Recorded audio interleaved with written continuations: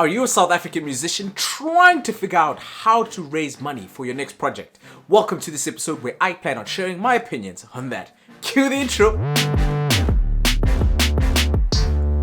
What's up? It's your boy Skill from skillmusicsa.com and welcome to my channel where I share information with my fellow South African independent musicians to help them improve on their music business. If this sounds interesting to you, please do consider subscribing as I do have other videos I think you'll find informative.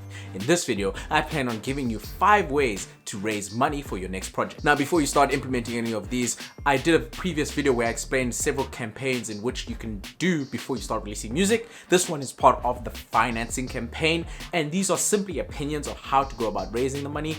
It's not going to work for everyone. Some ways are easier for others and some ways are more difficult, but I'm going to give you 5 that I have tried and have seen some level of results. As musicians, we tend to box ourselves into a category as I'm a musician, so the only way I can make money is to be a musician or make money through music. But the truth is every organization has another way of making funds. The key is to try have multiple revenue streams to get funds into a project. So the ways that I'm going to be proposing are not strictly music orientated, but since you're running a music business as a business, you can implement similar strategies from other businesses to try and raise money for your music hustle. Now, the very first way that I've definitely tried, and it is my go-to, is to raise a raffle. So how does a raffle work? Basically, you start off with a prize, you get a prize somehow, and then you make a set of raffle tickets. You sell the raffle tickets for an X amount of money, and the whole purpose is to try and make more money off of the initial amount of money that you put in to raise the prize. So an example of a raffle that I did was I had a 500 Rand gift voucher to Takealot.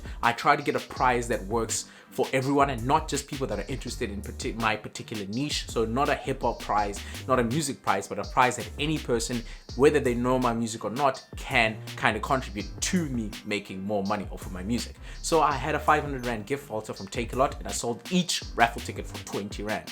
Yes, I had to sell a lot and there was a lot of other auxiliary costs that I did not account for. The main problem that I had with running the raffle is there were several auxiliary costs that I didn't account for. So instead of the 500 Rand just being the amount that I had to raise, ended up being approximately 1,000 Rand or so. That was the initial capital that I needed to start making more money. A key part of being an independent musician is if you don't want to put capital in, you have to compensate by putting a lot of time in.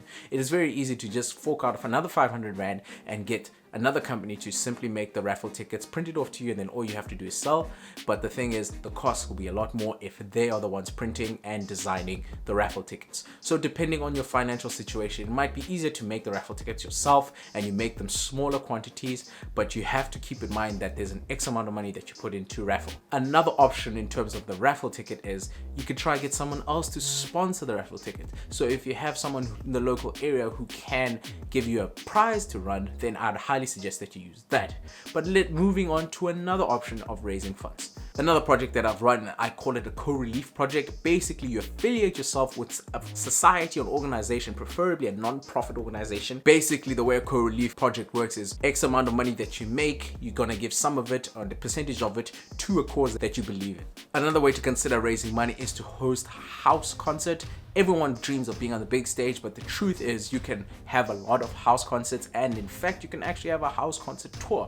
Basically, the way it works is you perform at someone's house, preferably a big-ish house. So you're gonna have a lounge, you have a mini setup going on, you have your microphone, and depending on the type of music that you're performing, obviously it has to accommodate the house setup. So if you're going to a rocker's house and you're gonna perform a more rock upbeat house, and if you're going to an old granny's house, you're gonna be performing more music to the soul, nothing too upbeat, nothing too crazy. But you can charge for the fee, and then you also tell the person who is hosting the house concert that you'll give them an X amount of money, or you'll bring food for everyone else.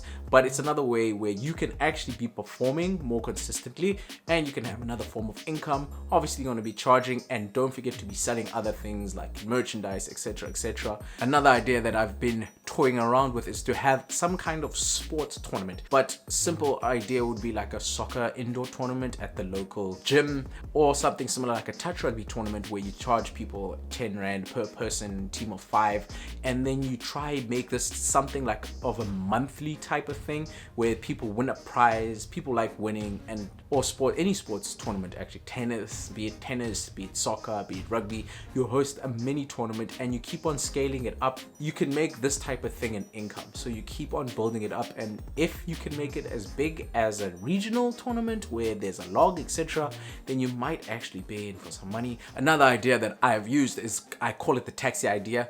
Basically, you offer a rider a free X amount of free rides, but you prepay them. So let's say someone keeps on using the same type of line between, let's make it easy to understand, between Cape Town and Joburg. Every week they're going to Cape Town and Joburg and back. So you pay for an X amount of those trips to a specific taxi driver. You say, okay, taxi driver, I'm going to give you, let's just assume it was 100 Rand to go back and forth 10 times. You're going to give them 100 Rand, and then you make some form of, yeah, you can actually call it a raffle or a lucky draw. Price is very low so anyone can afford it, so nothing more than 10 Rand. 10 Rand is easy because it's a note, or 5 Rand. So make it a 5 Rand ticket, and then whoever wins, get the taxi driver involved. Whoever wins gets 10 rides for free for the rest of the month, and they only paid 5 Rand. People are easy to let go of smaller coins, even if it was 2 Rand. But the key with this type of concept is to get as many people as possible, and basically you need to cover the costs that you put in. So if it costs you 100 Rand to run this raffle, you have to make sure you make 102, at least 102, because you want a little bit of profit. Remember, the more effort you put in, the more the rewards, but they have to kind of match up. You can't be spending 10 hours just to get 100 Rand either. So I hope that idea works for you too. One final idea that I think will work: everyone likes playing games, especially at these pubs. So if you can talk to the local barman that you want to run a simple competition tournament where anyone can get involved, so it doesn't have to be a sports one. So I was thinking, maybe why don't you run a Crazy 8 tournament?